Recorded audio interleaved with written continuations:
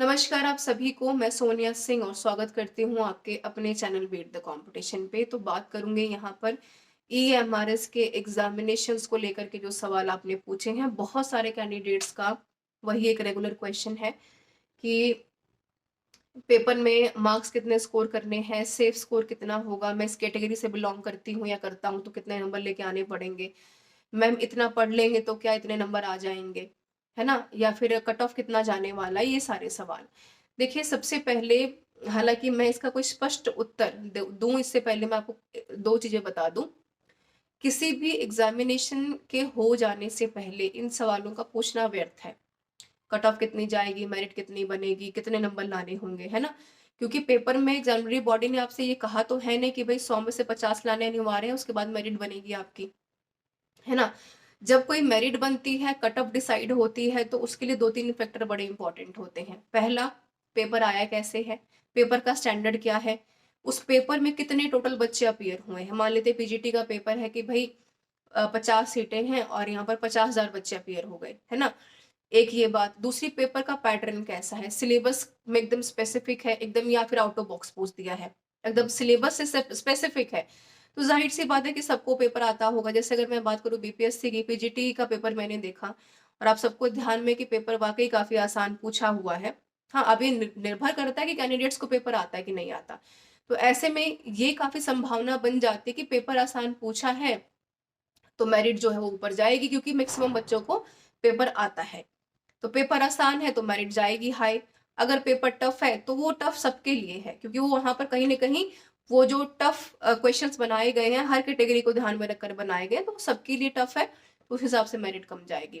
कितने बच्चे अपीयर हो रहे हैं या फिर मौके भी कहीं पेपर जो है लीक तो नहीं हो गया है, पेपर पहले से आउट तो नहीं हो गया है ना? या पेपर रिपीटेड तो नहीं पूछ लिया गया है, केवीएस के जैसा पेपर तो नहीं पूछ लिया है। ये सारी चीज़ें फैक्टर मैटर करती हैं, है ना? आपकी मेरिट के ऊपर, आपके कट ऑफ के ऊपर कितने बच्चे क्वालीफाई कर रहे हैं, ये सारी चीज़ें। हालाँकि इंटरव्यू नहीं है तो उसके ऊपर चर्चा नहीं करेंगे टीजीटी, पीजीटी में और नॉन टीचिंग में भी। तो ये काफ़ी इम्पोर्टेंट हो पाएगा, तो ये सबसे इम्पोर्टेंट है। अगर एक एक मैं सैटिस्फैक्शन की बात करूँ कि भई क्या इतने नंबर पे हम सेफ स्कोर हैं, तो सेफ स्कोर के बारे में बात की जा सकती है कि भई हम कहाँ सेफ हो रहे हैं। देखिए, शुरू से किसी भी कॉम्पिटिटिव एग्ज़ाम का नेचर होता है कि कोई भी एग्ज़ामिनरी बॉडी अगर पेपर ठीक-ठाक लेवल पर आता है, ज़ाहिर-सी बात है कितने लाख कैंडिडेट्स बैठ रहे हैं पेपर में ईएमआरएस में, तो पेपर का लेवल अच्छा ही जाने वाला है क्योंकि पेपर ध्यान में रख कर के बनाया जाता है हर कैटेगरी के बच्चे के लिए।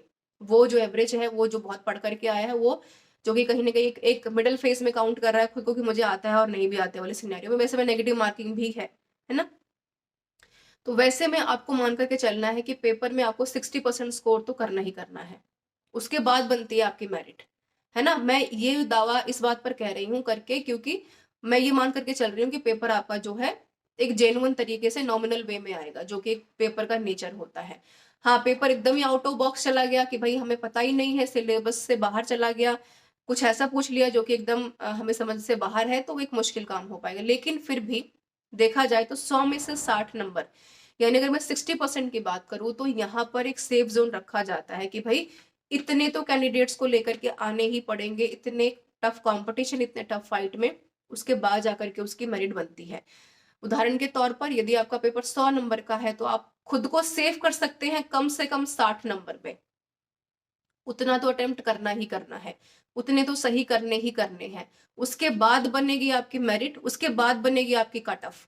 150 नंबर का पेपर है, तो 90 तो लाने ही लाने हैं, है ना? 90 तो आपको लेकर के आने ही लाने हैं, उसके बाद बनती है आपकी कट ऑफ, फिर मेरिट, फिर हम अंदाज़ा लगाते हैं कि भई इतने बच्चे पेपर में बैठे हैं, ऐसा पेपर आया है, ये स्टैंडर्ड था, इतने कैंडिडेट्स अपीयर हुए, इतने बाहर हुए, इतने एनरोल्ड थे, इतने पेपर में नहीं आकर बैठ पाए, है ना? क्योंकि काफ़ी पेपर साथ में क्लैश हो रहे हैं। बिहार का भी पेपर है साथ में, बिहार शिक्षक भर्ती का, यहाँ पर भी पेपर है, कई बच्चों का एसएससी का भी पेपर है, तो बहुत सारी क्लैशिंग भी है। तो ये भी एक चीज़ है। काफ़ी सारे बच्चे इसलिए भी नहीं बैठेंगे क्योंकि एमआरएस का पेपर है, तो बोर्डिंग स्कूल्स हैं, तो वहाँ पर उम्मीद की जाती है कि भई ऐसे कैंडिडेट्स ऐसे चुनाव कम ही करेंगे जो कि कहीं न कहीं अपने डेस्टिनेशन को छोड़ कर के जाना चाहेंगे।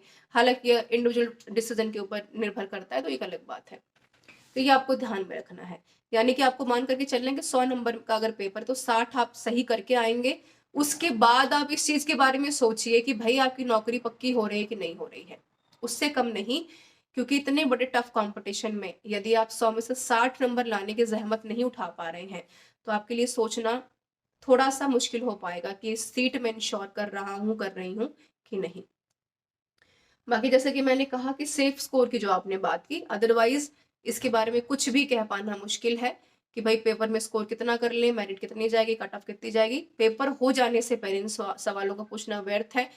जैसा कि बिल्कुल केवीएस 2023 में आपने देखा, मेहनत की, बच्चे यहाँ पे 145 नंबर भी ला करके बैठे थे, लेकिन जैसे ही सुप्रीम कोर्ट का डिसीजन आया, वैसे ही जिस तरीके से बहुत सारे कैंडिडेट्स को बाहर किया गया, फिर डीएलएड वालों को बाहर किया गया, वैसे में निश्चितता किसी भी चीज़ की नहीं है, आप फिक्स कुछ भी नहीं कह सकते। ऐसे में आपका काम क्या है?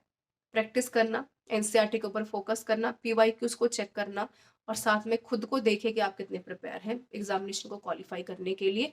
कट ऑफ तो बहुत बात की बात है। This is all about this session.